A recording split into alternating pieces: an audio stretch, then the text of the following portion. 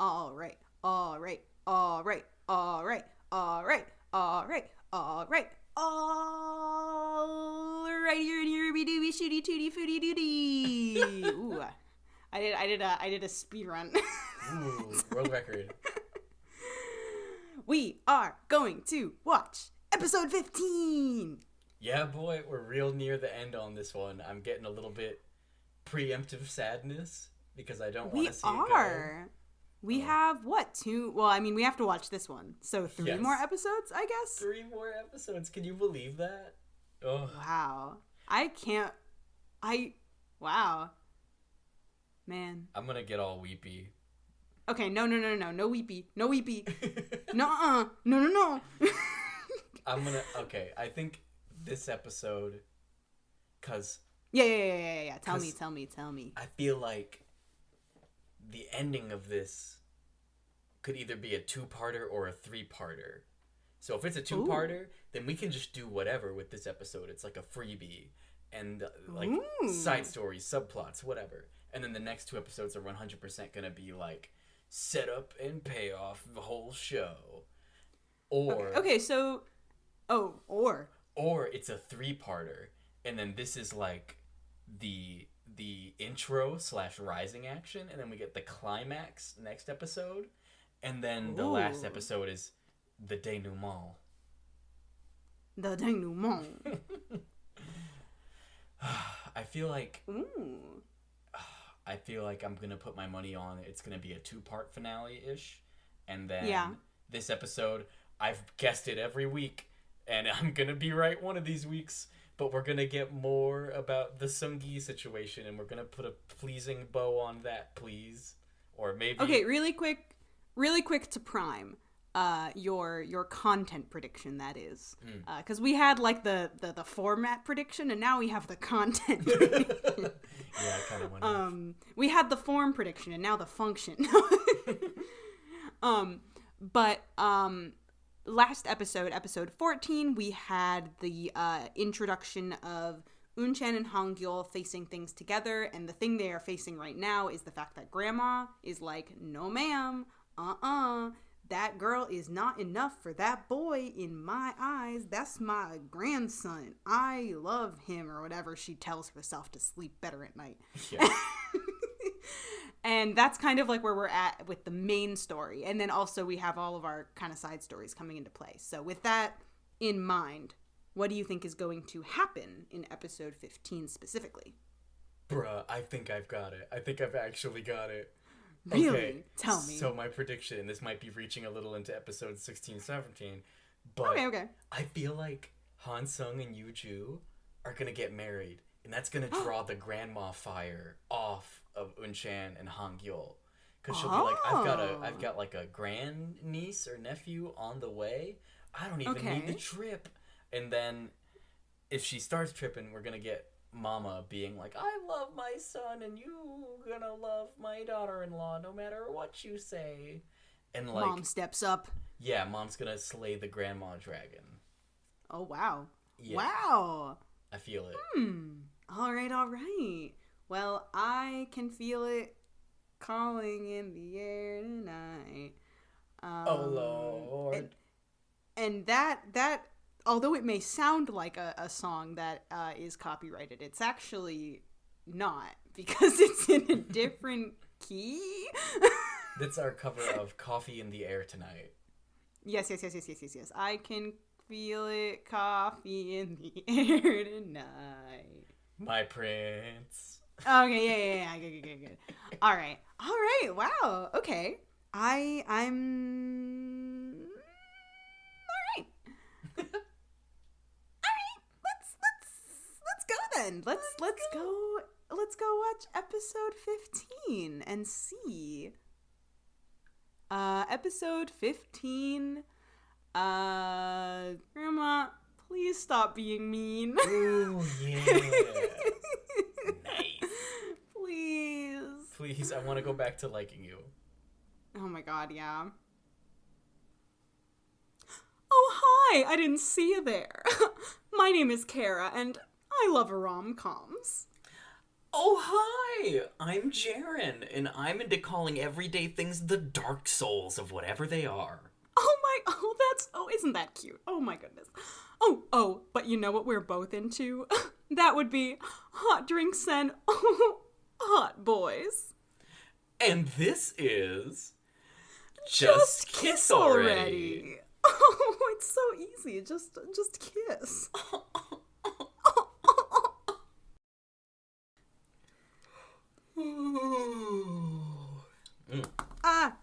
I just dropped my pen. You ever just, like, drop things and you're like, You ever drop something and then while it's falling you smack it really hard and it goes flying in the other direction? Like, in an attempt to catch it, or just, like, gut reaction is in an attempt to catch it? Hit it! Okay. I think I definitely have. More often than not, I feel like I miss. But I do it all the time with pencils. So, like, I'll be writing something really quickly, and then the pencil will fall out of my hand, and I'll smack it, and then I don't even get up to go reach for it. I grab another pencil from my backpack, and I just pick up and make a mental note to get it later. You're like, I'll get that one day.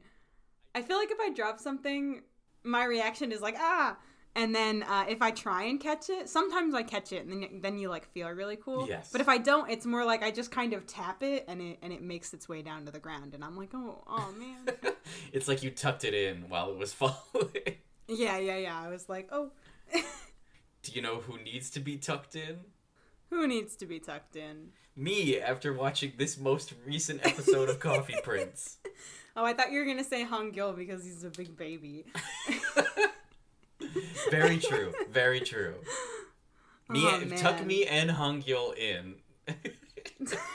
Together or, like, separate? In, like, bunk beds? We're sleeping in his drawer bed that pulls out from the wall.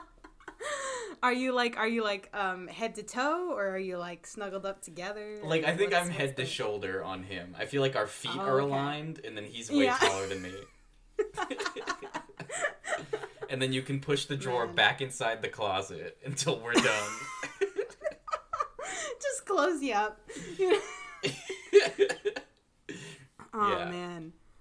This episode was the start of this episode, I feel like, was such a prelude to the entire vibe of it, where we're just kind of, like, checking in with each of the characters and seeing what's happening. And, like, we start out and it's like, hey, Eun Chan and Hong-gil, who are together and happy, what's going on? And they're just like, at first it's actually really cute because Eun Chan is like, oh my god, he's not going to New York, I love that. But then it seems like every time they have a cute moment, it quickly devolves into bickering this entire episode. Like, I don't think we have just a cute moment. Yeah, it's a little bit, I don't want to overuse the word bittersweet, but there was the moment in the very beginning where this show does such a good job of articulating very specific relationship vibes. Like, the vibe of, oh my god, I thought my partner was, like, gonna move out of town, but now they're staying and it's for me. Like, that's such a vibe, and it's very perfect. Like, are you sure? Like, are you really not gonna, I'm not dreaming right now? Like, I felt that. And then they also just kind of start arguing, and I'm like, I also feel this. Same, really.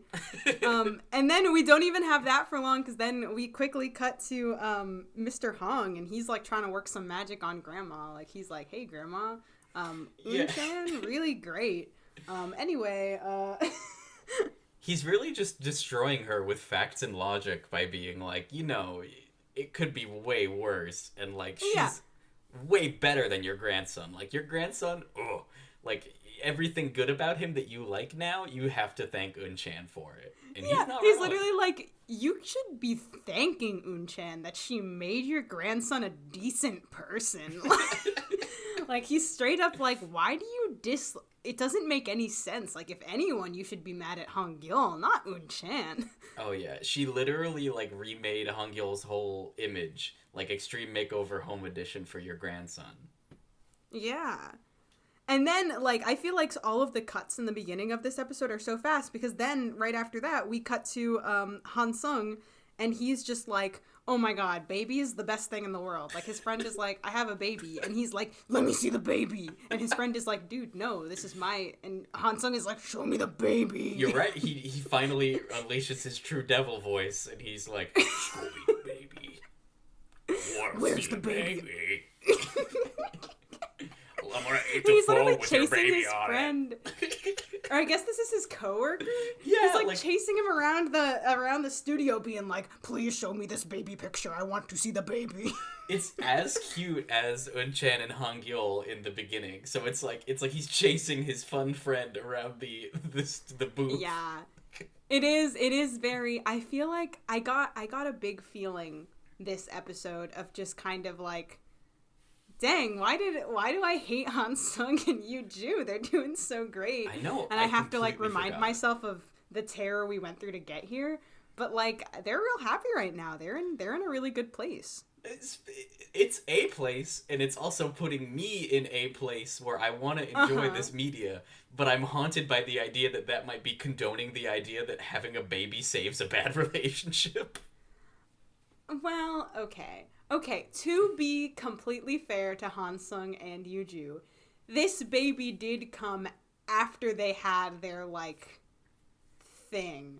I feel like they kind of, like, resolved some stuff that they had been going through before the announcement of this baby. Yes. So at the very least, they did talk, and they did, I don't know, do something before baby showed up and just made everything great. The baby was not lying in the grass. They paved the road for this baby. Yeah. We paved the way for baby. Then we even meet Yoo Joo's mom, and we're like, oh, this was good. This was so good because she's just eating her spaghetti and like casually drops the fact that she's a quad divorcee. Like she's had 4 ex-husbands. And so naturally her advice to her daughter is like, don't get married. Like, you're an artist. Just travel and do your thing.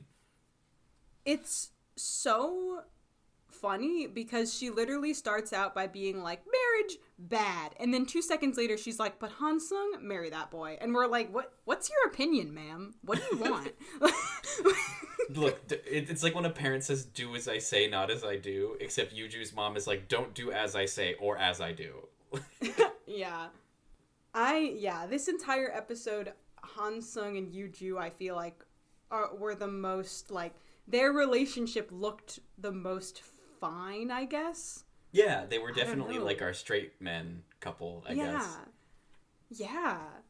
Which was interesting. Yeah, it's a good old switcheroo. It's a good old switcheroo. The baby is a stabilizing force in screenwriting.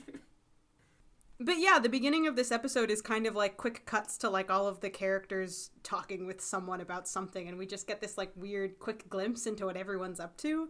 And then it's like, anyway, back at Coffee Prince, Seung-gi has caught the Java Jive because he's just sitting there going like, I like coffee, I like tea. And it's like, oh, good. He's vibing. It's stuck in his head. And Harim's like, oh, you're in a good mood. You banging your lady friend? Oh, Harim literally comes in and he's like, so, woman for you? And Seung-gi is like, we're friends. And Seung-gi is like, a woman as a friend? That's not real. That's impossible. It could never be. Harim starts dropping, like, classical knowledge on them. He's like, look, do you want to be platonic? He's like, it was a mistake to even separate agape and eros. Like, of the 5 Greek-defined varieties of love, Harim only believes in eros. He's like, listen. And meanwhile, CB is just like daydreaming about Eun-se, and his eyes are misty. He's like, oh, there's literally a thought bubble, I think, of their last kiss. Yeah. He's just like, aw. Meanwhile, Harim is like diving over the table to like, I don't know, be cool, I guess, and being like, hey, Seung-gi, your relationship is stupid if it's not romantic. And CB is just like crying about his one kiss. Eun-se always lived in CB's head rent-free, but like now now she's upgrading. It's no longer an apartment, it's the house, and there's no mortgage. Damn. And oh gosh, Harim doesn't even stop there. He then is like, "Hey, Eun Chan, you and Hong-gil, have you done it yet?" And it's like, Harim, so can we shut up for 2 seconds? Like, can you stop? I understand from a narrative purpose why you want to have a character who's like asking the question that like maybe some of the audience is also asking. But like lately, since the gender reveal party happened and the relationship has been defined, it's like he's so obsessed with like finding out whether or not they're banging that like I dread seeing him on screen because I'm like he's just gonna like sexualize Eun Chan in front of my eyes again, and I don't want that. Yeah, I don't want it. Harim, stop. It's okay. It's interesting. It's interesting because there's a part of me that's like, Harim, stop. There's also a part of me that wonders if it seems like I don't know. I feel like for Eun Chan, if she did want to talk about that kind of stuff, it feels like the one person that she has right now to go to is kind of Harim, which is interesting. She hasn't shown that she wants to like talk about those things with a friend or anything. But like I think about how like she has her sister, but I don't know if she would be like, "Hey little sister, let me talk to you about my sex life." Like, and like I think about like her other friends and they're all these Coffee Prince boys, and like if she went and talked to Hansung about it, I would throw a fit. So I feel like very true. I feel like there is kind of a push for Harim is this character that's like asking questions that the audience wants to know. Like he's this nosy character that I feel like there's a big purpose of it is just kind of like inquiring about their relationship so we as an audience can know from the perspective of like not seeing what they do together but like how they're feeling individually. Yeah. But at the same time I feel like he's kind of like the only like bro character that Eun Chan really has that isn't like her younger sister's potential boyfriend, more related to her boyfriend than like her, I guess, or older creepy Hansung who really just shouldn't. See, I feel like if there was ever gonna be a scene where she wanted sex advice, I think she would go to Sun-gi. Like that's just you know what? You're so right. Like, cause come on. Waffle Boy, obviously. Because, like, I feel like the way you would do that is you have Harim being so prying and, like, brash about it. And then it's like, Sun-gi is somebody who you know has been, like, in love. And, like there's this nebulous kid floating around. So somebody had sex at some point. And, like, if it was him, he might be in a position to give some sound advice. Yeah. Though to also in... to Harim's, I shouldn't say defense, because this isn't, like, defending him, but, like, to add to his kind of character that oftentimes seeming like he's just this jerk guy who I'm like, go away. Also to add to the kind of buddiness that they obviously do have, the friendship that is there is, like, he's bugging her about this, and she immediately turns around and is like, hey, remember when you showed me your ass and you're super embarrassed about it? Oh my god, like, she bites back at him, which is kind of nice to see, that they at least have the mutual, like, you say something that makes me embarrassed, I say something right back to you. Yeah, I love that about their dynamic. Yeah. Anyway, do you want to find out more about Sun-gi? I am desperate to get any information about Sun-gi. Do you want to get just like a little flash of what's happening in his side of the if court? If you could give me like 3 sentences of dialogue, I feel like that would be too much. I feel like we'd have to cut it off at 2. Yeah, right? We can't get too much. But he just kind of like shows up in this girl's house and he's like, hey, I made dinner. And she's like, Sun-gi, can you leave? And he's like, yeah, after we eat dinner. And it's like, part of me is like, Sun-gi, you can't just go in someone's house and use their food to make dinner. But also, like, I want this relationship to work out for him, so I'm like... I don't understand his methods, but she's so ominous. Yeah! Okay, yeah. There's a lot going on. Like, this is definitely the most, like... And this is actually something that, I want to talk about more later, but one of the things that this episode really kind of drove home for me was this theme of, like, what relationships and romance is expected to be and made out to be by like societal expectations as well as like the media and stuff versus what it actually is. And I feel like this pairing of people is like as soap opera media example of romance that we have in the entirety of this show, because it's these two characters who are both very mysterious. They only say a little bit, and like it feels like they're talking with their eyes even though they're not looking at each other, and we just have no idea what's going on. She straight up tells him, I will disappear again if you don't leave me alone. And if anybody ever said that to me, I'm gone. They're probably a ghost. Like, What kind of supernatural shit? Oh, man. Yeah, but anyway, we can't linger too long on them because we only ever get 3 seconds of their story at a time. No doubt. Just to add to the ominous vibe that we've got going on. Anyway, back to our main couple or whatever. I guess the one that this show is about or something. Yeah, you know, the MCs. Yeah, like whatever. But Eun Chan and Hangul are having like a cute little like study work date. And Eun Chan's legs are too short to play footsie. It's like Hangul is like doing like a nudging her with his feet, and like he's like putting his feet on her knees and then just like sliding them down. And she tries to retaliate, but her feet just do not reach his legs. Yeah, I wrote Eun Chan got teeny Legos, and I thought that had something to do with like the building bricks. But I see you look now back at your notes and you're like, what did I mean? Yeah, and I'm realizing, thanks to the information you provided me, I meant that she has tiny legs. Her legs are short.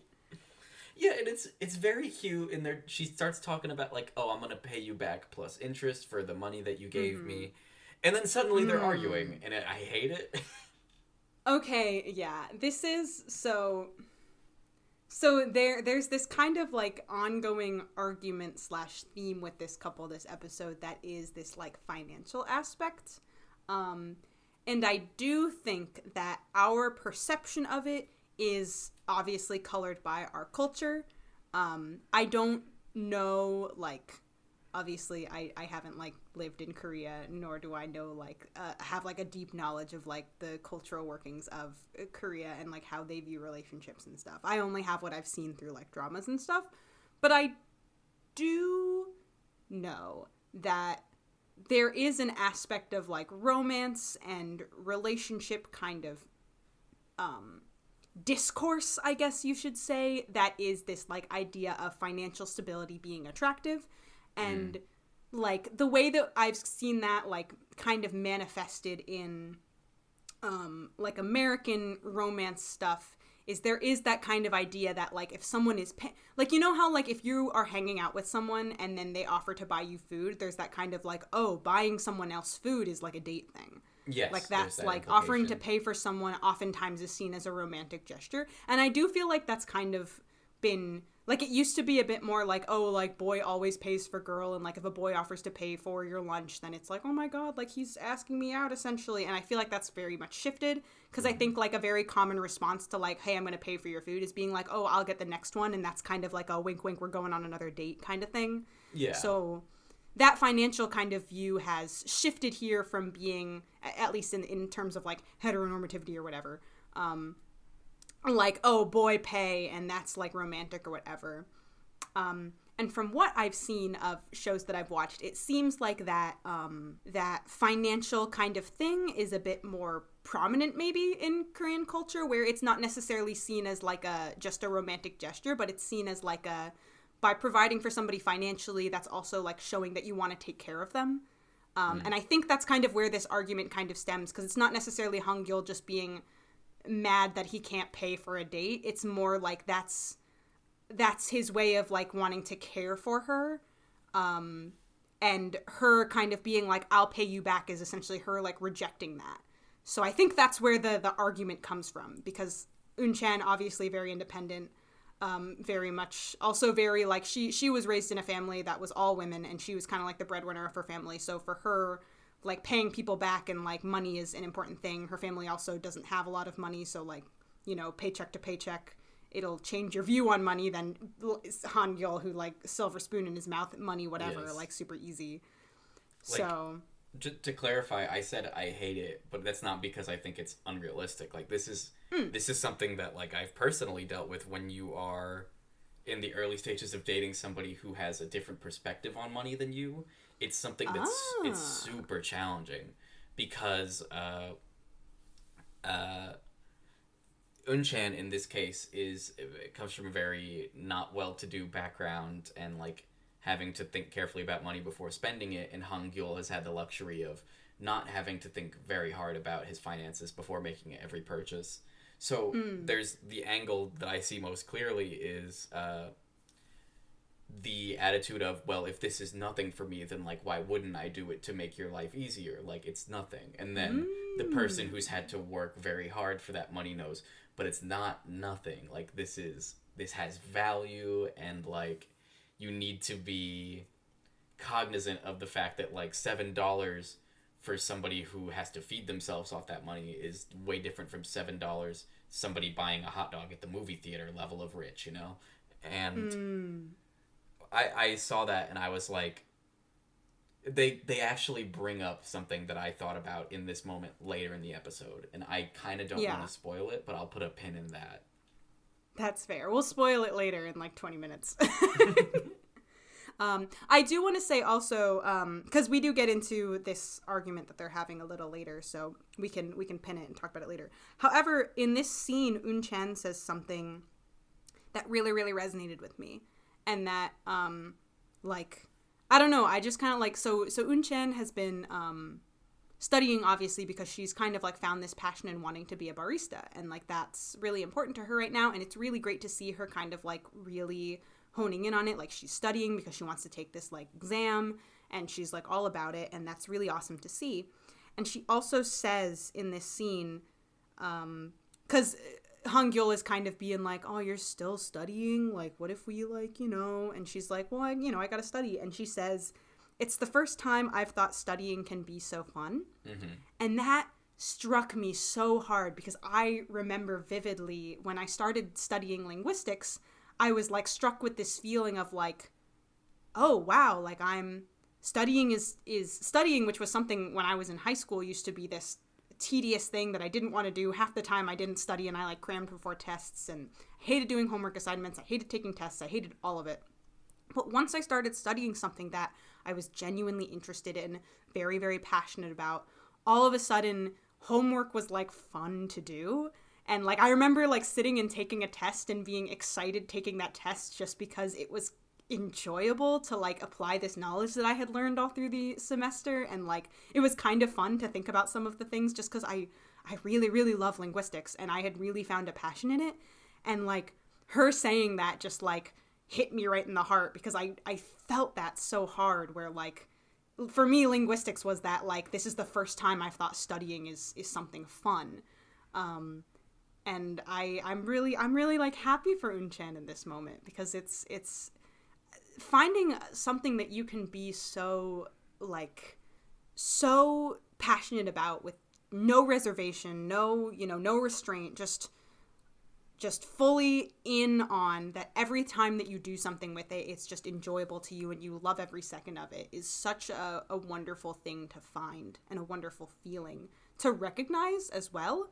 I feel like there's kind of a sense of purpose that comes with that. You're like, wow, like this is something that I not only love to do, maybe it's something that I'm meant to do because it works so well for me. It clicks so well with me.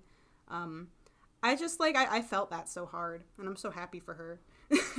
Absolutely. I'm very happy for her too, because it didn't seem like there was a definite trajectory for like her life until, and it was very well built up throughout episodes of her wanting to learn more about becoming a barista, doing the research, and now like full on studying and practicing throughout this episode.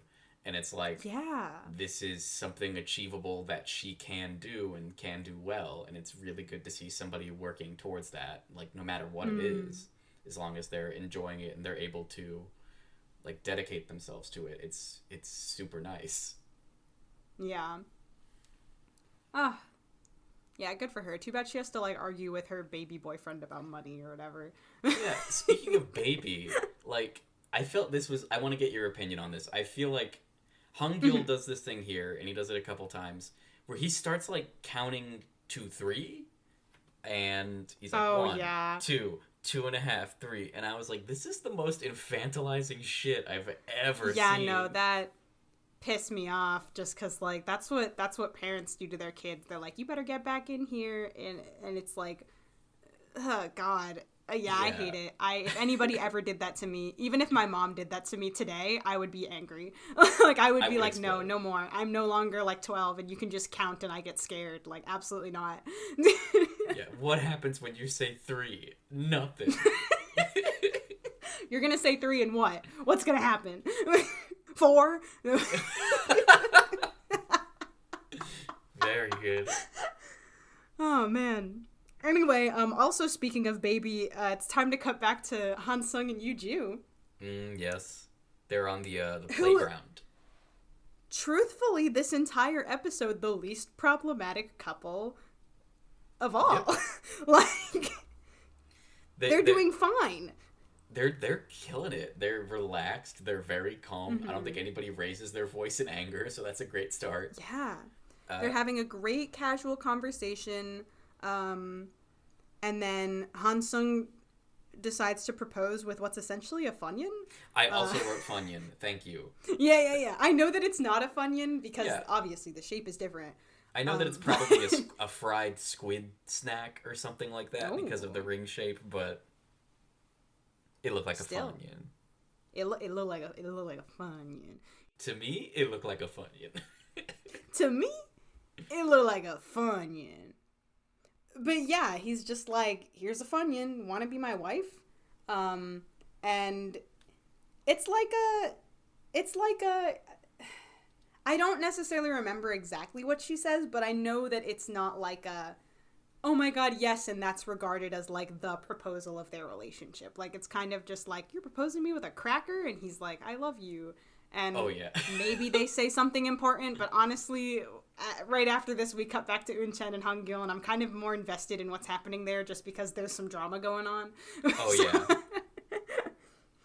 But yeah, no, we cut back to Hong-gil, and he's still pouting, and he's like, I'm gonna call Eun Chan, and she better get back over here. Meanwhile, Eun Chan has left. She's gone home, and she literally doesn't care.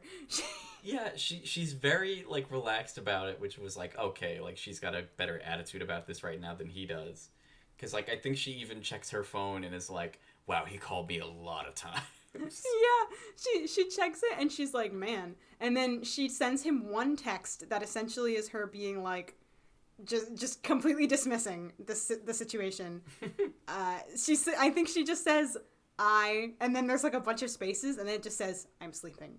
And then she tears the battery out of her phone and like throws it down to like, she's like, no more of this tonight. I'm done. I'm signing She does off. it in like one motion, and it blew my mind when I realized, oh, that's not like the back of her phone popping off. That's the battery.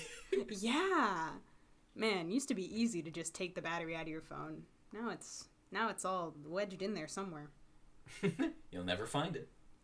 You'll never find it. So Hong-gil is huffy. He cardigans up and goes over to Han Sung's house, where he's That's right, wine bro time. Oh yeah, they're just going Except I think they're drinking beer. Oh no, there's like a million cans of it. There's like 4 each of beer for them. They're crushing those beers. They're going. And Hong-gil's like, I don't understand. She doesn't want. She wants to give me my money back? What's up with that? And then Han Sung's like, man, I know how you feel, bro. My girlfriend's pregnant and she won't even marry me. And Hong-gil's like... The best part is Han Sung isn't even like, I know how you feel. He's like, oh, you think your problems are hard? I get a load of mine. He says it so plainly, and like it just catches Hong-gil off guard to the point where he's like, what? Like, want to say that again? And then he shows him he's baby. Like, did you just say baby?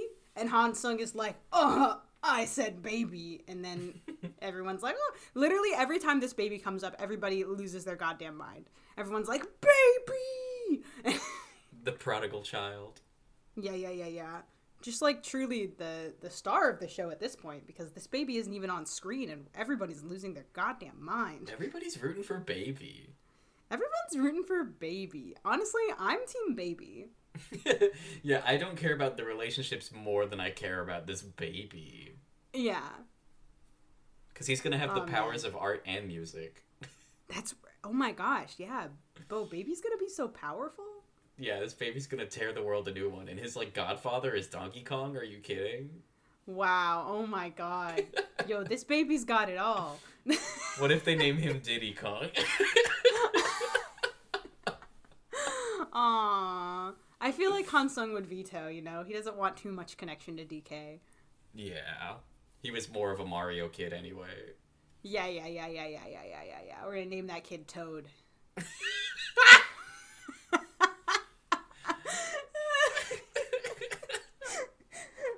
You're just born, hello! It makes it really easy, though, because if it's a girl, then you just name it Toadette.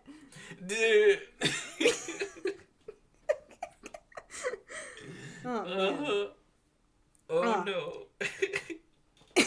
Oh no. Oh no, I'm hurt. Oh no, I'm hurt. Anyway, we interrupt baby talk for me to be crushed with the shocking realization that Eun-se is 18 years old. Because, what? Okay, so we cut back, right, to Eun Chan. Eun Chan fell asleep studying. She's like asleep on her notes. Very cute. And then Eun-se like wakes up and they're like talking, and Eun Chan makes this comment that's like, "You're an 18-year-old kid. I'm a 24-year-old adult." And I was like, back it up. You're right. Eun-se is 18 years.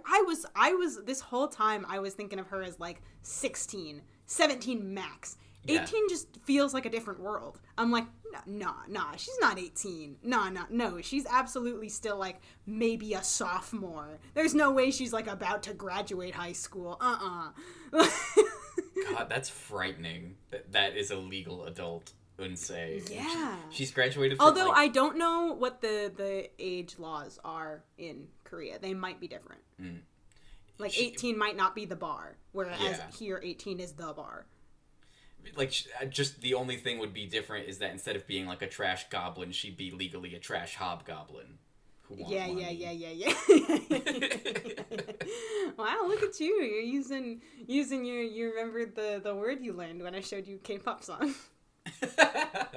Yeah. Yeah. The other interesting thing about this scene that I liked was that Eun Chan sleeps in the frog pose. So she's just like... Well, yeah, but that's because she fell asleep studying. Oh, okay. Yeah. I thought this was just an average night. Nah, she was frog pose, but she was also, like, on her notes. Because we've seen Eun Chan sleep in the past, and she's kind of like a limbs everywhere sleeper, I feel like. Oh, yeah. Kicking the blanket, like... She, her alarm goes off and, like, tries to wake her up, and she just stuffs it under the blanket. And then, like, she goes back to half sleep, and then Mom's like, food! And then she's like, food. Food. Feed me. Oh, yeah, and then Eun-se, like, leaves the room being like, feed me, mama. Feed me, mama. It is interesting, though, because I will say that I don't know exactly what, like, the line of legal adult is in South Korea. And I also know that age works differently in South Korea. You have a Korean age and then, like, international age. So, like, for example, for our age, when you are born, you're 0 years old, and then after one rotation of the around the sun, you're now 1 year old. Whereas in Korea, it's like when you're born, you're already 1, and also when the new year starts, you then add another year to your age. So as opposed to like on your birthday being like, I am 1 more year older, it's like you start going by that year older age when the year starts. So, depending on when Eun-se's birthday is, she could, by our standards, actually be 16 or 17, depending on where in the year her birthday is. That's sick. So, see, I always thought that, makes sense. But also, just seeing 18 on the screen, I was like, what? I think, like, typical baby incubation time, if I remember correctly, is like 9 months, yeah? So I always thought that, that's the one they tell you. Yeah. I always thought that, like, when you're... So, like, when you're born, you have 3 months left to being a year old. So, like, really, that baby is 3 months after it's born. And then the new year comes and you can be a 2-year-old while you're still, like, nursing. Huh, interesting. You should go. I don't know. You should go to the government. I do not know where that came from. It was like you should go be like, hey guys, I have an idea. What if age is different? What if age was just a number? Though, to be fair, I mean, the whole idea of like international and Korean age is like an interesting, like, because we associate so much with like the number of your age, and seeing how a culture can have like a different way to represent that number is so interesting, because like I might be the same number age as somebody else, but they view their age as differently than I do. True. Except when they would meet me, they would be like, oh, your age is this. And I would be like, no, it's not. I'm this. Like, we view our ages differently, which is really interesting. You'd be like, I'm this many. And then, like, hold up 20 fingers. I don't have enough fingers. What am I going to do? The toes? I guess. What happens after you're 40? What do you do? You get those, like, clappers that people have where you shake them back and forth and you just wave them really loudly. Yeah.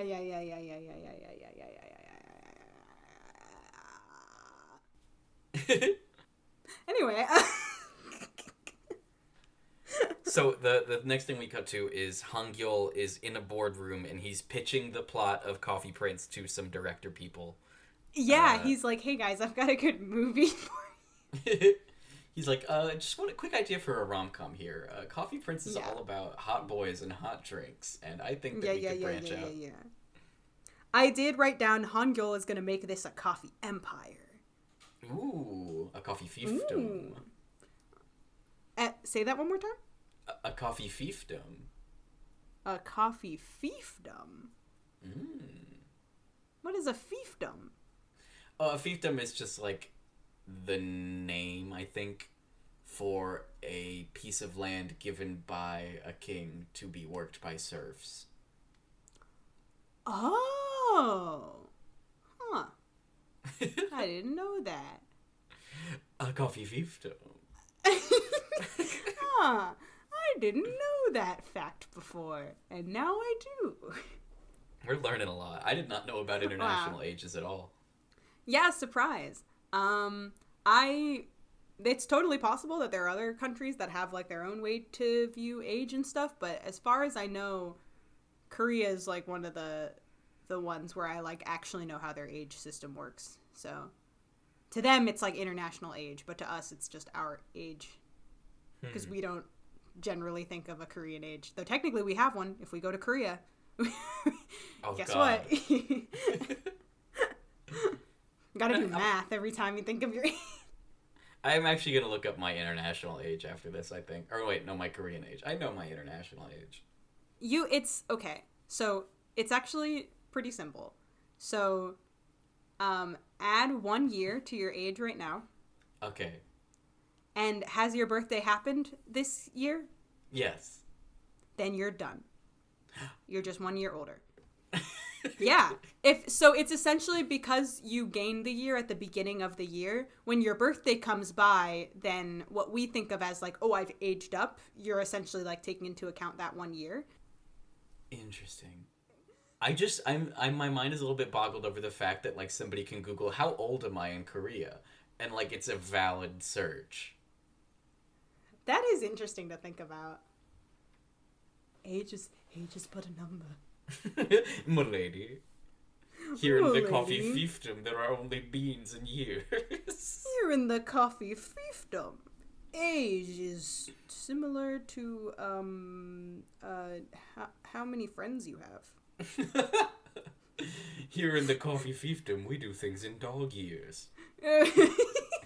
I'll see you at dinner tonight in 37 dog minutes. That's 5 hours. Hello? How? Oh, I wow. think multiply by 7 is the rule, isn't it? Did you say 37 minutes and then say 5 hours? Yeah, 37 dog minutes. So that's 5 people hours. What? Do you know dog years? Yeah. But the whole thing with dog years is that when you're 1, dogs are like 7 or whatever. So wouldn't it be way more hours to dogs and way less to humans? Because if a dog is 7 and a human is 1, the ratio is 7-1. So it should be higher on the dog end. And 37 minutes is way shorter than 5 hours. I see my mistake. Those were Korean doggy minutes. Oh. KDM. I think you might have meant to say 35 hours in the first place, because 37 is not divisible by 5. You know what? None of us are math majors. Anyway, what's happening in Coffee Prince? By the way... Mama calls Eun Chan to go to lunch. That's right. Eun Chan gets a little call. And it's mom, but Hong Gyul's mom. They have like lunch. Oh my gosh, we said the same thing. Jinx. Jinx. You owe me a soda. No. But you can have the soda because I don't actually like soda. Oh, I love soda. So you owe yourself a soda. I'm gonna take you up on that. All right, you get 1 soda for yourself. On me. on you. I wrote about this scene. Eun Chan's just kind of like awkwardly being like, I like raw fish. Her hair looks like a perfect Lego piece. It looks like it could just right off. It does. She kind of like fixes it a couple times, but it really does look like it's got a clean line. And I think Mama asks her about the whole marriage situation. And Eun Chan like basically lays it down like, I have my own goals and my family is important to me, so I can't really like go get married right now. Yeah. Yeah, Eun Chan appeals with the like character growth perspective. She's like, I've realized a lot of things and this is where I am right now and I'm becoming a better person. And that's why I cannot get married right now. And her mom is like, oh wow.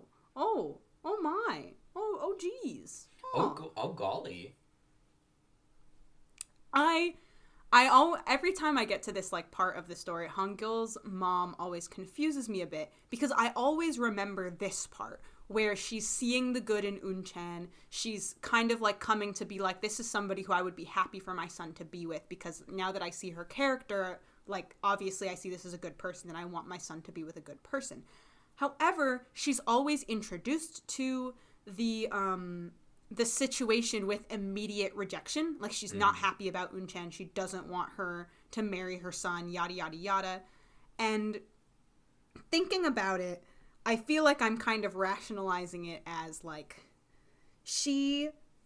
what her top priority is, she wants Han Gyul to be happy and she wants him to be like, she wants him to have a good life. She wants him to be safe. Hong Gyul is kind of her top priority. And I feel like this is reflective of her kind of like internal struggle between when she meets Eun Chan initially, she sees her as someone who she is not sure will give Han Gyul the best life that he could have, just because she comes in and she's younger than him. You know, she kind of like, there's the whole like, she's not like feminine enough or whatever stupid thing, which is a stupid reason, but I guess one that she worries about. You know, there's the whole like, you like her, because her whole idea of being a good wife was like being able to cook and clean and like this whole kind of domestic side of it. And Eun Chan kind of pretty early on is just kind of like domestic. And it's like, oh no. So I think her initial reaction is that kind of like, I don't think this is someone who will make my son happy because of X, Y, and Z that she's shown me. But then I do think the whole while she's also kind of seeing how happy Han Gyul is with Eun Chan, and I think that's something that really underlyingly is what ends up really pushing her to do the switch sides, where she's like, okay, I'm for Eun Chan. Because even though she meets Eun Chan and she sees that she's like a very good, genuine person who has her own goals and who, you know, is like just kind of like good overall as herself, not in relation to Han Gyul. Like on her own, she's good. I feel like that plus the fact that she sees how happy Han Gyul is what kind of like changes her opinion. But every time I watch it, I'm always so confused when it starts and she's like, screw Eun Chan, I hate her. And I'm like, what? I remember distinctly you being happy. I think as a first-time viewer, the Hangyul's non-biological mother character is very interesting to me because they've brought up a couple times how basically it was an arranged marriage that Grandma sort of set up between her and Hangyul's non-biological dad. And I think for me, like, the lens of she's in this marriage that was good for Granny, or, like, good for the family sort of thing, but it always feels like Dad is still sort of in love with Hangyul's biological mother. I feel like part of her decision to change her mind comes from, like, do I really want to put somebody else in my position where Hangyul's picked wife would have to deal with him loving somebody else, really. Yeah, it's definitely, and we kind of see later on that, like, the perspective of Dad, but yeah, it's a lot to, I don't want to say it's a lot to take in, but, like, I feel like arranged marriage has become such an interesting topic for me in recent years, just because I feel like our culture, in our culture, it's something that is seen as, like, weird, or I shouldn't even say weird, I should probably actually say foreign, because that's kind of, I think, where the lens of it comes from, where it's like, that's not how we do marriage and romance here. That's not something that we consider, like, a valid option when it comes to marriage. We're like, arranged marriage, whack. And so growing up, I always viewed it as this, like, this terrible thing that, like, oh, someone could arrange a marriage for you instead of you marrying for love. It's so spooky and awful. When in reality, it's just a different way to go about the relationship that is marriage, than our culture kind of accepts. I remember reading, like, some articles about arranged marriage when I, like, in one of my, like, classes in my undergrad, one of, like, the cultural courses that I took that talked about kind of like, hey, like, this is something that our culture has kind of, like, demonized, and we shouldn't, because just because there are examples or cases of it not going well, there are other cultures that value this as, like, a completely valid way to have a relationship, and it's just different, as opposed to it being, like, this terrible thing, like, how dare you. You know, we obviously pick, like, the scary examples of, like, well, here's this place where, like, arranged marriage is so bad because, like, a young girl is forced to marry this old dude and it's creepy and bad. And it completely just, like, leaves out all of the examples of, like, valid, understandable, like, just different paths to marriage, that arranged marriage is one of them, where it's just kind of like a different path to a relationship than what we're used to. It's very interesting, I think. Yet another example of kind of one of the ways that I feel like your, not necessarily your culture, but your, like, society, your government, I think, in a big part of that, but how easy it is to kind of, like, demonize another culture or another group of people's ways of going about doing things by just shining it as, like, this is different from what we do, therefore it's bad. Very, very interesting.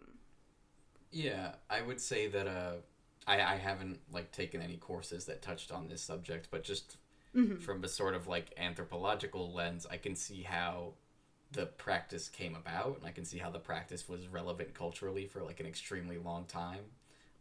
Like, people joke about being like, oh yes, I'm going to sell my daughter for land in France, like, to strengthen my bond with this other foreign nation. And it's like, it's not really that, but I think the dissonance for a Western individualist like myself comes from, like, is this what the two people involved want? And if they do want it, is that because they've not really been educated about the other options, or they haven't seen for themselves what's out there? I think it's definitely too complex for me as a person to weigh on, because I'm very ignorant on the topic and I have such an extreme bias. Yeah. But yeah, I think the way it's sort of expressed in the show as, like, this is something that is better for the family, or this is something that will be better for you, is interesting, because we have these characters who are sort of an example of that not working out between Han Gil's non-biological parents, and we have so many examples of other relationships where it's like Mr. Hong's relationship that didn't end up working out with this woman who lied to him all the time that he still very much loved, or the sort of first love between CB and Eunse, and the relationship between Eun Chan and Hangul, which is very much like having to rub against this norm. Yeah.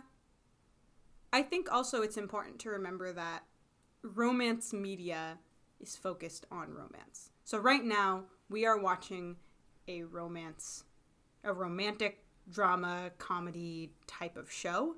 And so obviously the thing that we are going to focus the most on, and the thing that we are going to kind of see as like the goal, is the romance part.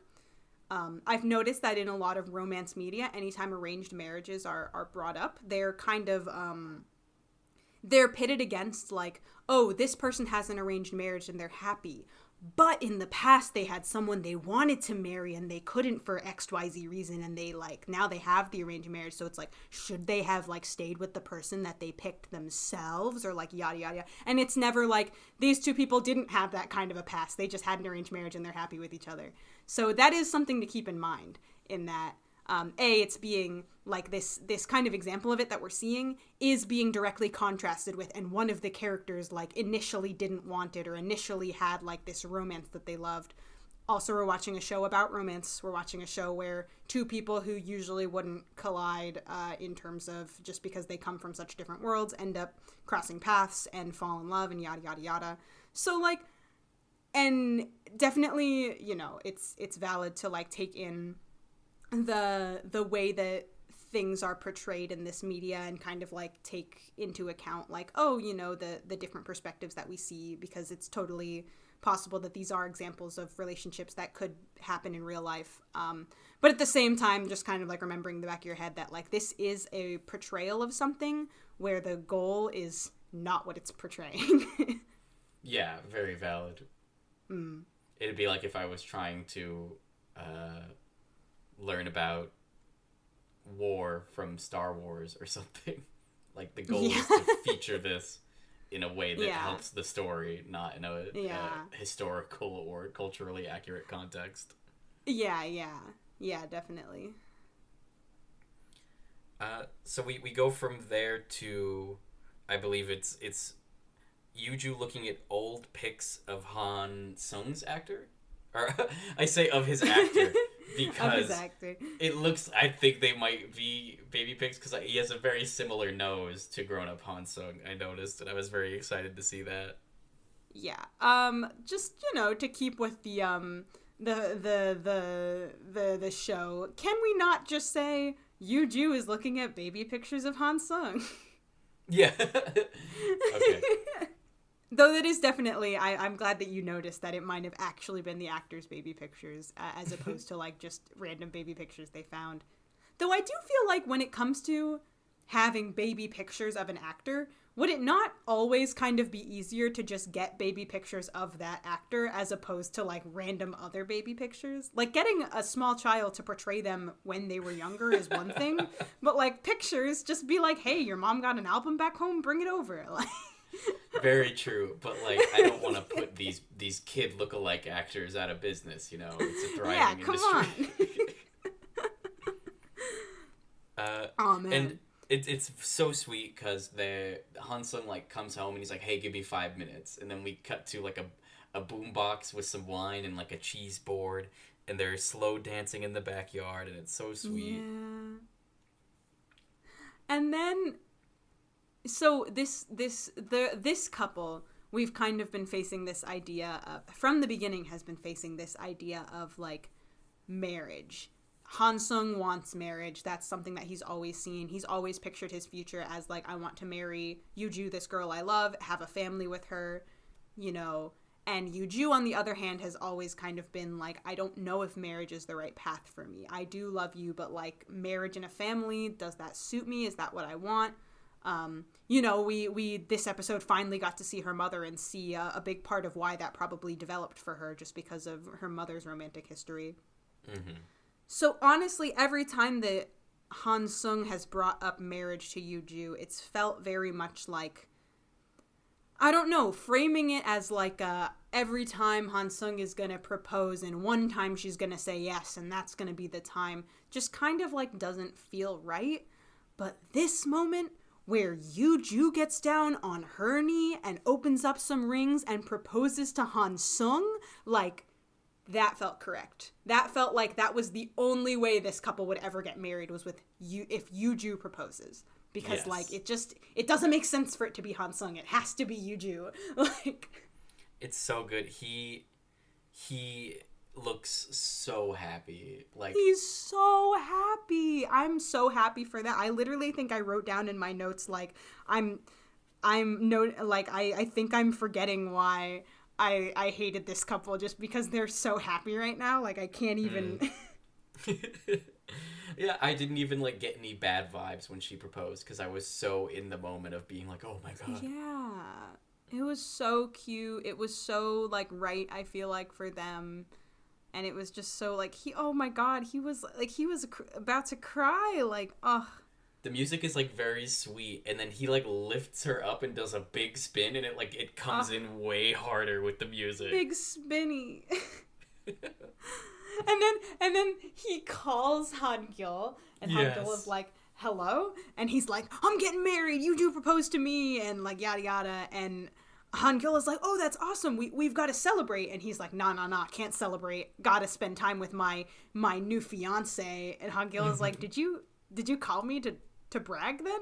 Not because you wanted to celebrate, but because you wanted to tell me that you're so lucky because you're getting married. And he's like, absolutely, that's what I did. And then he, like, runs down the street and does a huge jump and screams really loud at night. He's like, Yoo Joo wants cold noodles, so I'm gonna go get some cold noodles. My baby wants cold noodles. Oh my god. Oh. But yeah, it's overall just like a super, super sweet, super cute moment. Wow, honestly, now that I think about it, maybe one of the cutest in the series, like, so far, like, because I feel like a lot of the cute moments we get from Eun Chan and Han-gil have been more kind of, like, casually cute, like, very sweet, but also very, like, grounded and down-to-earth kind of sweet. But this like one was kind of like, moment. Yeah, it's like a proposal and everyone's happy and like we know they're gonna have a baby and it just kind of like feels very grand. It feels right. Even though it's like done in their backyard and, you know. Then we cut to like every episode of Coffee Prince kind of has like a what the fuck moment, and this was I think the what the fuck moment for me this episode. Yeah. Where we cut to Mr. Koo sort of reading his 5 commandments about how he's not gonna bother Eun Chan's mom anymore. He's made rules for himself so that she'll notice him, and maybe... It's kind of funny because, like, the way that he's framing them, when he first is reading them off, to me it sounds like this is his rules so that he'll get over her. That's because they are very, like, you know, when she comes by, I'm not gonna, like, go and look for her. Although one of them was just like when she says something to me, I'm not going to give her a silly smile, and I was like, that's where I draw the line, Mr. Koo. Yeah. You should always be able to silly smile. But then he mentions like, oh, this is how she's going to notice me, and I'm like, oh, so these are more rules for like to get her to like you? What? That's so weird. And then it, like, works because she comes by. It's like a cat. It's like when you pay the cat no attention, eventually they just kind of wander over to you and they're like, who do you think you are? But, like, she comes up and he has to, like, tuck the rules upside down, but you can still clearly see the writing in, like, the colored ink. Oh, yeah, because he did, in fact, use marker, and marker bleed through paper. So... Yeah, but then Mama comes by and she, like, basically is like, you know, after the kids are married off, I think I'll be ready once that happens. Like, after that. Yeah, let's give it a shot. And I'm like, girl, did we just witness another MF proposal? Because, like, They're everywhere this episode. It's so hot right now. Yeah, like, I was like, this is absolutely a proposal, just in, like, a more, I guess, like, mature, I am an established adult with children who are also established adults, and need to like fulfill my duty of being mother, but once they are married and have like their own families, then I can like once again explore my own romance. And it's like, oh. It was really funny because he's already cutting meat for her, and then she goes over and she touches his hand, but it's like a gloved hand that's just touched raw meat. So I'm like, I hope you went home and washed your hands, man. I really do. Nah, she picked up her hand after that and she went. Gross. Oh man, yeah, no, we are just banging out the proposals one after another. We are on them. Yeah, it was sweeps weeks. We need all the proposal we can get. Yeah. Anyway, then we cut back to Coffee Prince. The thing that is the title of this show or whatever. Yeah, and Eun Chan is like stress practicing with her coffee setup. She's like practicing for the barista exam, I think. Yeah. She's got the drip, the drip. like pots. Yeah, no, it's like the pot with like the filter, and then she's pouring the water over, like the drip method or whatever. I don't. Yeah, there's the a word drip for this. method. Yeah.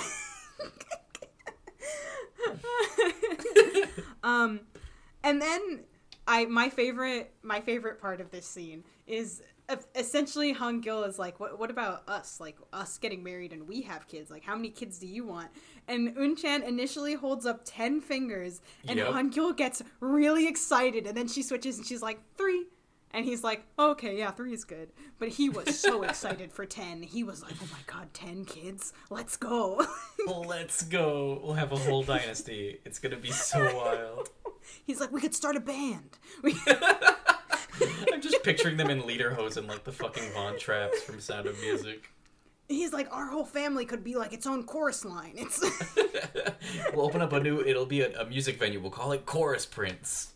Yeah. We'll open our own segment of Coffee Prince that's just run by our family. He asks her like, oh, what kind of proposal do you want? And then instead of like giving him a real answer, inspired. She's like, I need 100 roses, and I need my face on the side of a building, and I need like a does she say a boat or something? Yeah, no, she's just I don't even remember exactly, but all I know is that she's going as big and as grand as possible just to piss him off. Yeah, and he like puts his head down all pissed off, and she's like, are you mad? Are you mad now? Are you mad at me? Are you being mad right literally now? It's so funny because these past couple of scenes with them have very much been Hong-gil being big pouty baby and Eun Chan just kind of eating it up. Oh yeah. Just like really encouraging. Yeah. She puts her hands together. Yeah. She puts those tiny little Eun Chan hands together, and she dives like a swan in between his armpit and his chest and puts herself in the most romantic headlock I've ever seen. She's like, Noom, it's headlock time. And she tries to walk away, and Hong-gil pulls out his finishing move, koala grip, and like wraps all of his limbs around her. Oh, it's so good that you mention his signature move, because he's like driving after this, and then the fantasy filter comes on, and it's just him and Eun Chan in a bed, and they're like play wrestling and like just cuddling, and it goes from cuddling to like. Then she starts, like, suffocating him with her pillow, but in, like, a fun way, I guess. Yeah, like a quite literal suffocation. And then he's like, I'm gonna answer the phone, but it's your foot. And it's like, what is going on? It went on for, like, I think 3 to 4 minutes, and there were so many camera angle changes. It was a really long little fantasy. Like, it was...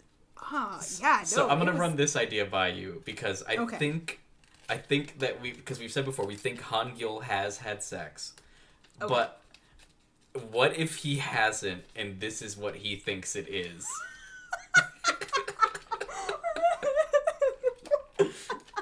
He's just like, oh yeah, you put on your pajamas, and then like...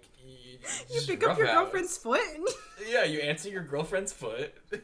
She tries to shove a pillow in your face, and... Yeah, and she just smothers you really bad for like enough time, but not too much. Oh my god. Oh no, Hong-gil. Oh. What if that's also what Eun Chan thinks sex is? What if they're both I was really waiting boat? For them to come back, and it was like, whose fantasy was it? Like, we see them both waking up, Inception style. Oh my god, they had a joint fantasy. Wow. Good for them. You know what? If that's what they want sex to be, good for them. Yeah, there are no rules. Yeah. Oh, also, I do want to say really quick, because I wrote this down in my notes. You ever do the thing where you get really tense whenever a character is driving and they're just, like, slightly distracted by something? Yeah, Downton Abbey really ruined that for me. Like, anytime a character is in a car and they are a minimum amount of thinking about something other than driving, I'm like, a car accident is on the horizon. I'm always so ready for it. Like, I can't wait for things to get sad, and I'm like, that would be the ultimate, like, ooh. Oh, God, yeah. Oh, no, yeah, God forbid when they're driving and crying. Like, that's it. That's... anyway. We go to the house for family dinner time now, and we're in Dad's office, Hong Gil's non-biological father, and he's wearing, like, this advanced bowling shirt, and, Advanced bowling? That's just what I thought it looked like, apparently. Like, it looks like he's, like, the master-level character in Wii Bowling, you know? Oh, like, okay. Like, once you reach 10,000 points, you get this special shirt that looks like it resists all water. Yeah, the hydrophobic bowling shirt. Oh, yeah. So they just have, like, a really frank conversation about his birth mom, and, like, you get the sense that Dad will support Han Gil when it comes to, marrying for love. He absolutely pulls out the big guns at Grandma and is like, I've got one regret. And it's when I didn't marry the woman that I loved and I instead married the woman that you picked for me. Think about that, Mom. No uncertain terms. Like, just rips her a new one. It's like, oh, God. Oh, my God. He's like, I know you're very ill right now, but I'm about to say the sickest shit. Yeah, that's right. It's like, but just in case we forgot, Grandma is in fact battling, like, life-threatening illness. Fine. Fine.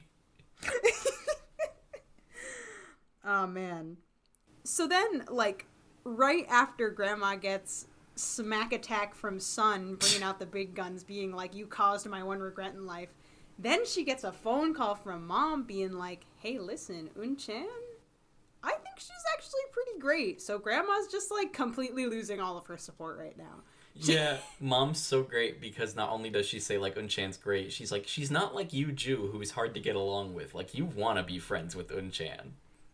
Yeah, that's true. She's like, it's kind of hard sometimes to get along with Yoo Joo, but Eun Chan, like, I'm a fan. Just like that. Well, that did rhyme. I'm so proud of that. Anyway, then Han Gil is helping Yoo Joo make lunch. Yeah, like, he makes a comment about how, like, oh, you're turning into such a good housewife already, like, so good. And then she, like, hands him, like, this messed up looking thing, and she's like, I'm not gonna feed this to my husband, you eat it. The worst part is she offers him free food and he rejects it. He literally is like, I'm not eating this. And it's like, eat it. I was not gonna say anything, but, like, come on, man, you kind of gotta eat it. Like, you kind of gotta eat it. Like, it's free. Like, why not? Yeah, like, that could be food that goes to baby, but it goes to you instead. You should be honored. You're so right. That food could have been for baby, but it wasn't. It was for you.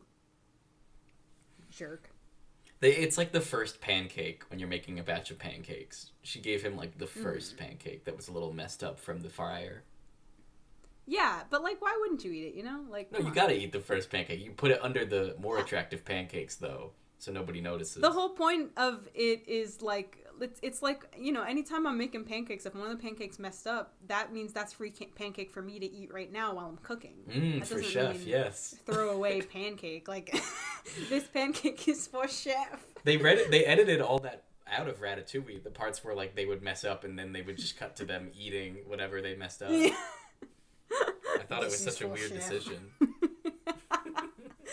And then the part where Patton Oswalt goes, this one's for Remy. It happens like 6 times in the screenplay. I don't know what happens.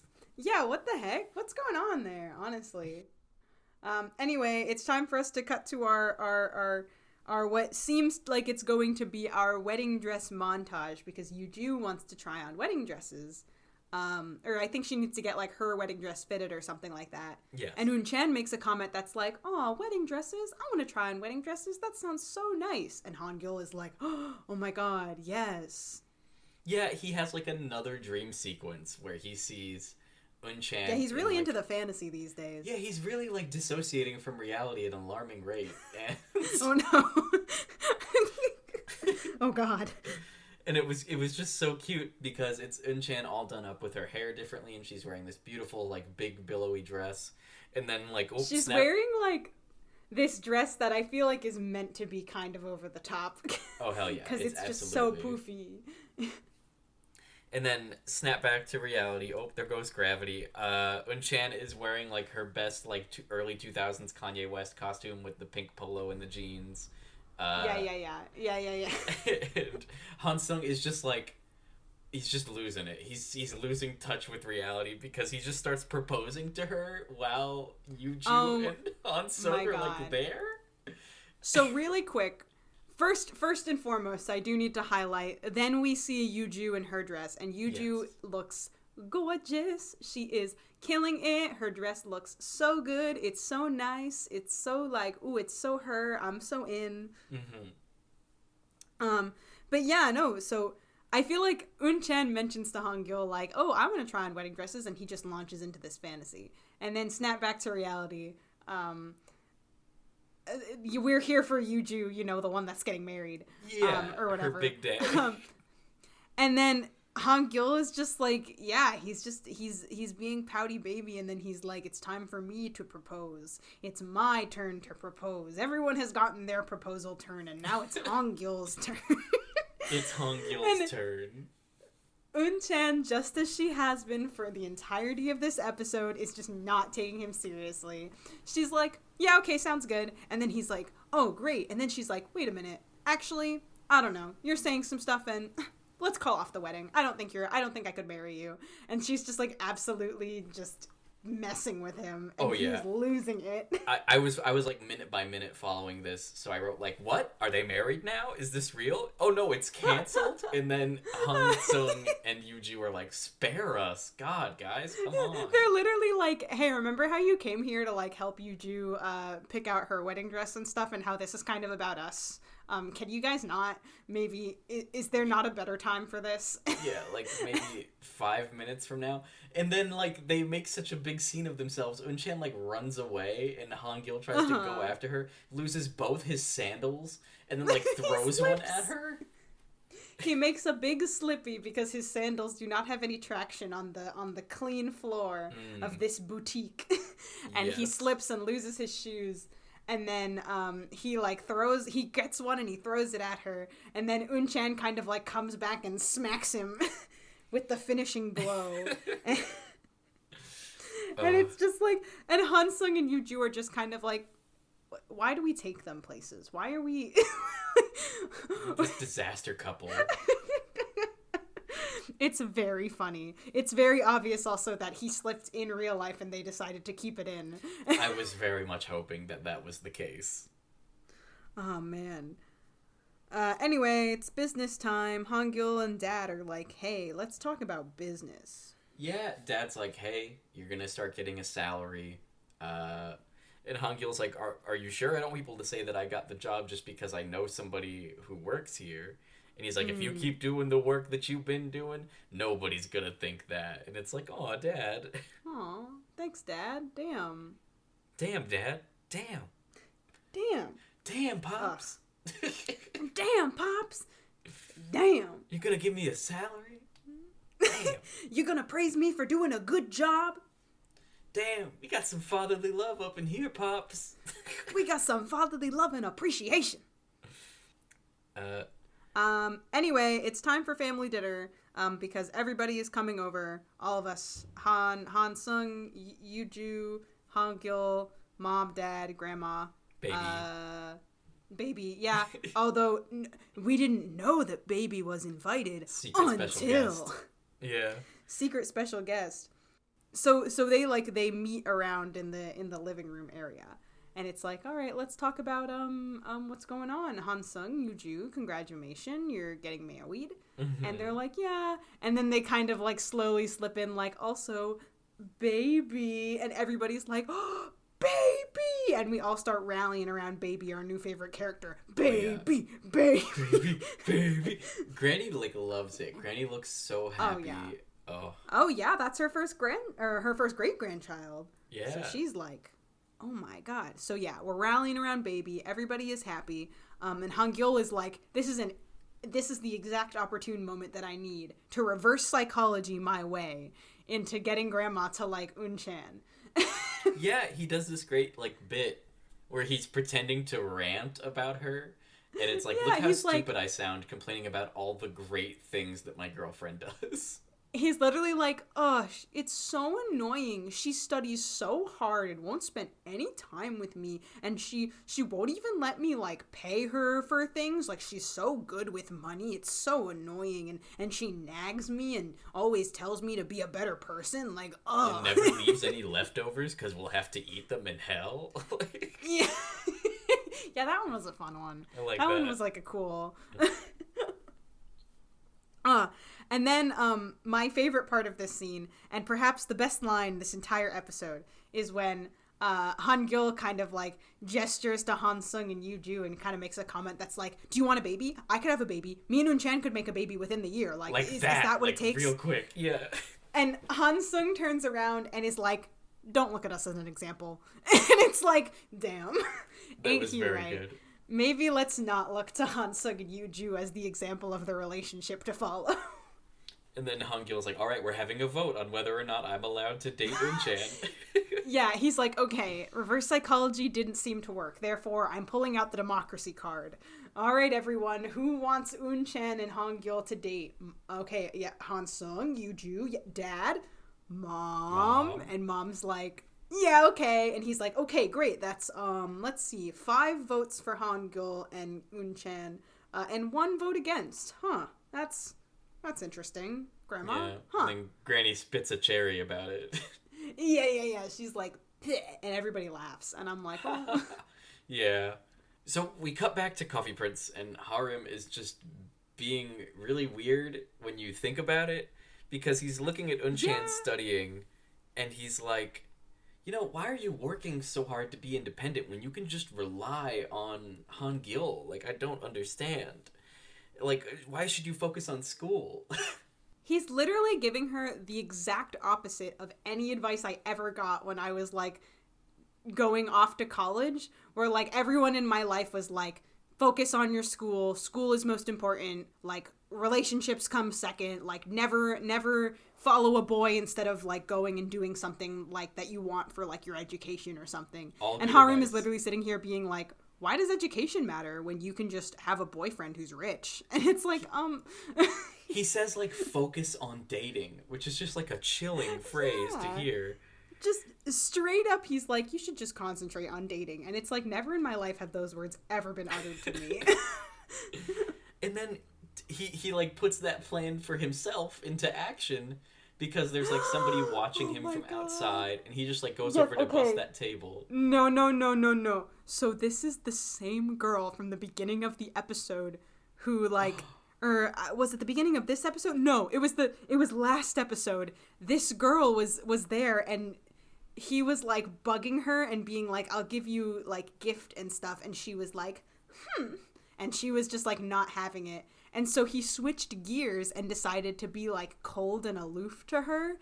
And now she's like, yeah. He, like, brings her into the fucking dish pit of the restaurant. He activates the weirdest flirting method I've ever seen, which is get the girl you were flirting with to work for you for free, where he, like, literally gets her to hold a tray and follow him into, like, the sink area. And he's like, just like, what's your name? And she says Hanbyul. Oh my god. And I was like, damn, that is a great name. I love Hanbyul. Way better than Hangul. Yeah, right? Screw Hangul. But Byul means star, so he's like, oh, star. She has, like, the greatest Final Fantasy outfit I've ever seen, because the top of her skirt is, like, really high up. but her belt stays where her waist is, about like yeah, a foot from the top of the skirt. Yeah.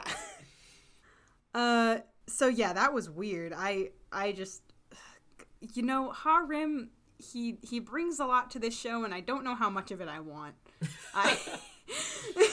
You get the good with the bad for sure. Yeah. I did write "this is bad?" ? Yeah, it's because she's like into it, but at the same time, I'm like, girl, maybe someone should introduce to you that if a boy to flirt with you basically says, hey, can you carry these dishes for me, and can you wipe down this table for me, and can you follow me into the kitchen so I can put the dishes in the sink and then also maybe wash the dishes, can you do that for me?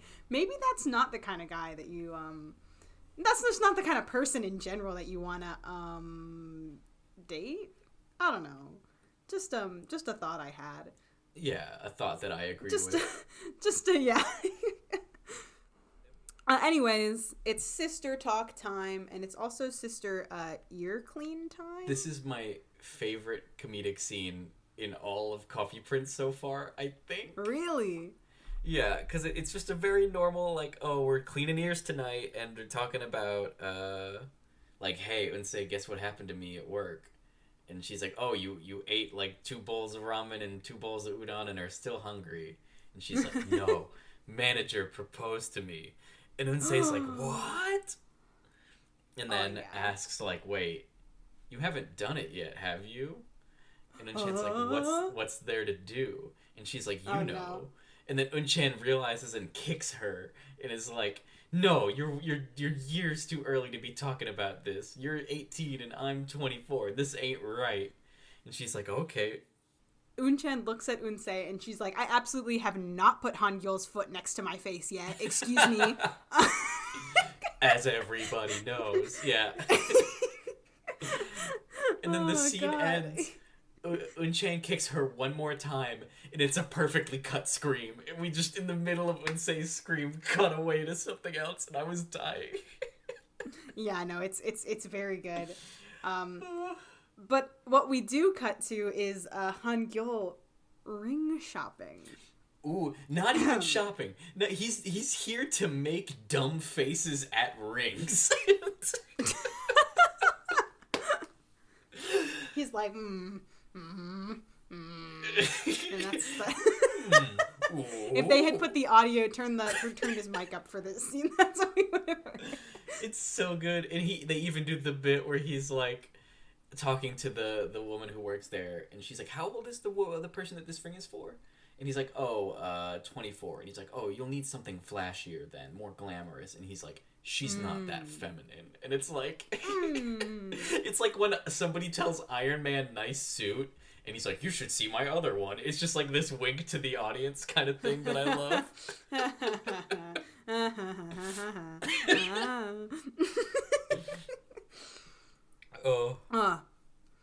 Oh yeah. And then we actually cut back to Eun-chan at home, and I like completely forgot that there was another couple in this show that was getting married, because I was like, why is Eun-chan like trying to walk in heels? Like, what's happening right now? Why is she like practicing how to walk in heels? And then I just went, oh, that's right, the wedding. Oh yeah, it sneaks up on you. Yeah, I was like, oh, what? Oh. But yeah, Eun-chan is like picking out her outfit, talking with Mama and Unsei.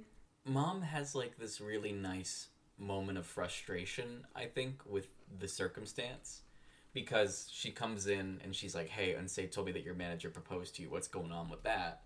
And Eun-chan's like, oh, I want to wait like 5 years, I think, before we do it. And she's like, is that going to be good for him? Because like he's not young anymore, man. And Eun-chan's like, well, he doesn't really have a choice, because like I need to do all this, and this. And his family is like worried about him marrying me, and Mama kind of like snaps, and she's like, oh, just because we're in like different social classes, like they get to be the ones who are worried, and it doesn't matter if I'm worried about giving up my oldest daughter to somebody who I barely know, or like all this. And I was like, damn, this was a necessary moment. She makes a very good point where like, she just like Hangul's mom and grandma is also like has this child who is talking about marriage, and like of course she's going to have her own concerns about like who is the person that she's interested in, are they a good person for my child, like is everything okay. And yeah, a lot of the focus has been on obviously the way that Hangul's parents feel, just because they're the ones that especially grandma's the one who feels so strongly adamantly against it. But it is nice, I don't know if that's the right word to say, but it just kind of like seeing the other side, and also getting Eun Chan's mom's perspective, where she's like, you know, this isn't a story of like, she basically, just like you said, is straight up putting like, you know, just because they're rich doesn't mean they're the only ones who are like concerned for their child, yada yada, like you're my daughter and of course I'm going to be concerned. And like, yeah, it really made me realize that like as I'm watching this show, and it could be partly because of how Mama's just kind of reacted being happy for Eun Chan the whole time, or like I think back to that scene where they were just like quietly eating in the kitchen together and talking about relationship stuff, and like you kind of don't see the families as equal, or at least I didn't. And that's not like in a financial sense, I mean that like there's so much like ire directed at Eun Chan from Hangul's family at first, but like it doesn't feel like there's any ill will from Mama to Hangul or any of that family until they start being like, oh well, you can't marry beneath your station. And it's like, well, no, I have a right to be like, fuck you about it. And it's like, I'm glad that she did. She took her moment to do that. Yeah. Yeah, me too. You go, Mom. You go, Mom. Anyway, it's wedding time or whatever. And oh my god, we get yet another Hansung Yoo Joo adorable goddamn scene where like he looks, and he's already seen this wedding dress. He was there at the try-on, but when he sees her in her dress on the wedding day, he's like, oh, and everyone, oh god, it's so cute. Oh god. I love two things about this scene. His reaction and like the happy like kiddishness of it all. And also that nobody fucking says, oh, it's bad luck to see the bride in the dress before the wedding. I'm so sick of that trope, and I'm so glad that nobody says that shit. Two, I do want to bring up. I am also glad that didn't happen, but also reminder that we're watching something from another culture, and that's definitely like a part of wedding culture in America. I do not know if other cultures have anything like that as far as like wedding traditions go. Weddings are something that are very, very cultural if you think about it. Like there are all those like traditions and kind of things that we think about. That's a great example of kind of like a cultural event is a wedding, because there are all of those like traditions and like certain things that are supposed to happen that are tied to it. And I would definitely say that I think that that's part of like an American wedding. I don't know if that's a part of other culture weddings too. Like I don't know if maybe like if you get married in Europe if they have like those same kind of ideals, but I know that's definitely something here. And I have no idea if that's included in Korea. I would think that it isn't, just because this kind of example is like obviously it didn't matter because he was with her at the fitting. Like, your cultural lens is going to alter your perception of the media that you consume. Yeah, no doubt. And in this case, it definitely made me enjoy it more because I was expecting that, and then it did not happen. Surprise! So the title for this episode actually comes from the moment where the Choi family is getting out of the car. Ooh. Because whoever was in charge of, like, misting Grandma's forehead for this scene, they went all out. And you can see the sweat. And so I sort of, like, out loud to myself went, Granny, are you okay? Are you okay? Are you okay, Granny? Oh, God. Oh, no. Granny, are you okay? Are you okay? Are you okay, Granny? So that's my title for this episode. Because I was like, please, no, we're so close. You can't do this now at the wedding. Oh, my God. Yeah, dude. Oh, okay. Literally, we get to this part of the episode, and it's prefaced with Hansung and Yoo Joo being so goddamn happy to just get married. Mm-hmm. And we're like, oh, obviously this is going to be a great happy ending. We love to see it. But then we cut to Grandma, and she's just like reminding us that she is in fact battling a life-threatening illness. And then we cut to Hangul and Eun Chan. And this moment starts out fine. Personally, for me, proposing on somebody else's wedding day, kind of a shit move, my guy. Like, Big that was their faux pas. day. That was, like, come on, you can't propose at your cousin's wedding. Like, that's not cool, dude. Not at all. That's your wine bro, and you're just stepping on his day. Like, Oh, God. Even if it had gone right. yeah, right. But Hangul essentially proposes, and he brings out the ring, and it's cute and it's sweet, and she says yes, and it's nice or whatever. Although it's very colored by, I was like, come on, guys, like, really? Like, I know this entire episode Hangul has been waiting for his turn to propose, and he's been trying. And he finally gets it, and it works, and it just kind of sucks that it's on the wedding of somebody else. Grandma said it's my turn to propose. Yeah, it's my turn to propose. But yeah, it's fine at first, and then they quickly start arguing again because Eun Chan is like, we're gonna get married in 5 years, and Hangul is like, what? No. And it's like, oh God, can we for once not? This is the part of the conversation from earlier that I wanted to put the pin in about the financial discussion.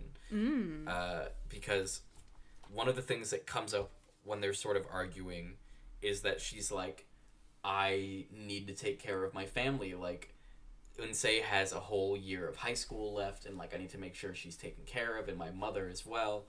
And Hangul's like, well, I can take care of them. Like, that's not something that you have to worry about. Like, I will be responsible for them. And she says, like, you can't promise that because her dad, who passed away, promised that he would be responsible for them. And you don't know what's going to happen, so you can't say that. I can't let myself depend on you because if anything happens, then I'm screwed. And it, like, that, I thought about that when they were talking about money earlier. And I thought about Eun Chan's father and how she's had to work to support them herself. And I was like, it makes so much sense why this character does not want marriage in this way. And then from Hangul's side, you have the looming threat of, like, my grandma might not see me get married if I wait very long. And that's it's an extrinsic motivator, I would say. Like, it's not internal, it's like something outside that's affecting his decision making, because obviously you should talk to your partner before proposing, I think, and like make sure you both know what the time frame looks like for sure.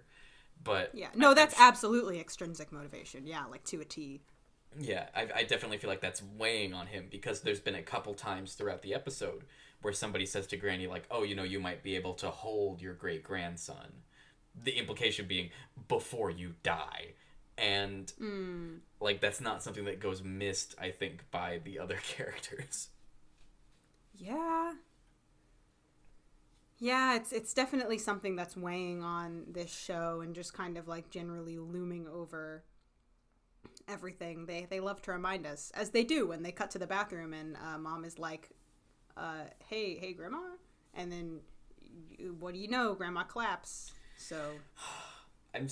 I'm so mad that that's not even like this episode basically ends with like Eun Chan storming off and Hangul, and they're mad, and it's like they don't even know that Grandma's not okay right now, and that makes me so anxious for like that compounding discovery moment in the next episode, and they have to get married. it's oh too my much. God, yeah, literally, like. I've never been like, I feel like I'm spinning plates and I'm just watching the show happen. It's like there's a bomb under the table, except it's a grandma, and she's very sick. No. And they've Grandma, been telling me about Grandma under the table for a very long time. But also, Han Sung is at the table with Yoo Joo, and there's a lobster with a wedding ring on its claw, and like, that's gotta happen before the Grandma under the table explodes. Yeah, it's fine. We're fine. It's all good. Well, that, I guess wraps up episode 15. Isn't that weird? That Yeah. we're like that. I mean, that was the ending, but also like that this is where we are when we're 2 episodes away from the end. It feels like they took all the emotional baggage from like the previous episodes and they put it all on the back of episode 16 and said, "You deal with it." And This is for you. oh, I'm like, how is he gonna do it? How's episode 16 gonna work with all this weight on his back? How's it even gonna happen, man?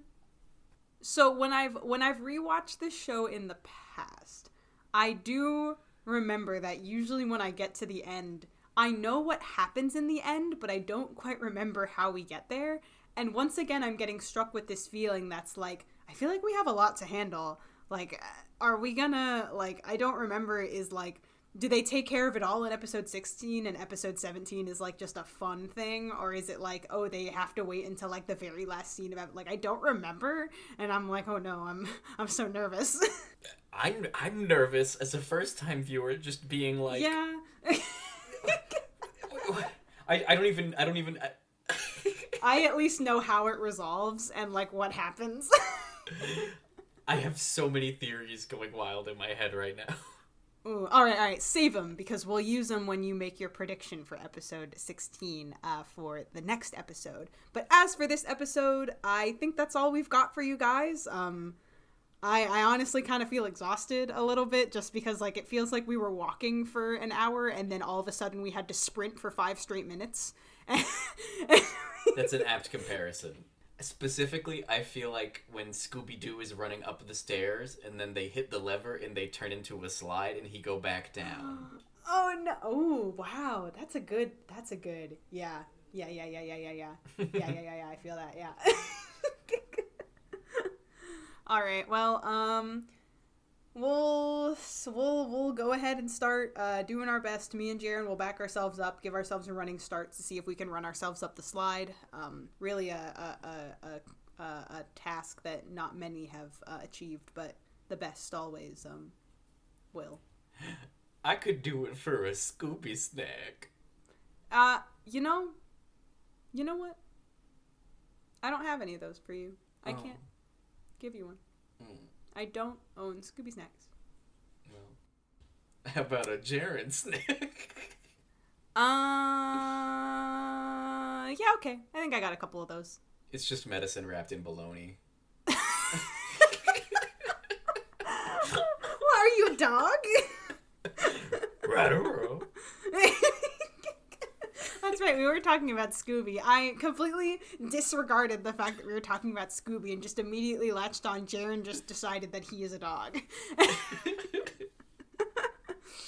All right, so as always, thank you guys so much for listening, for being on this coffee journey with us. We will catch you next time in the next episode where we watch episode 16. Ooh. Episode 16. Grandma gets a new spleen. Aw, yeah! New spleen for Grandma. Grandma gets a new spleen. All right. Bye, everyone. Mwah, mwah. Love you. Bye. Bye. Bye.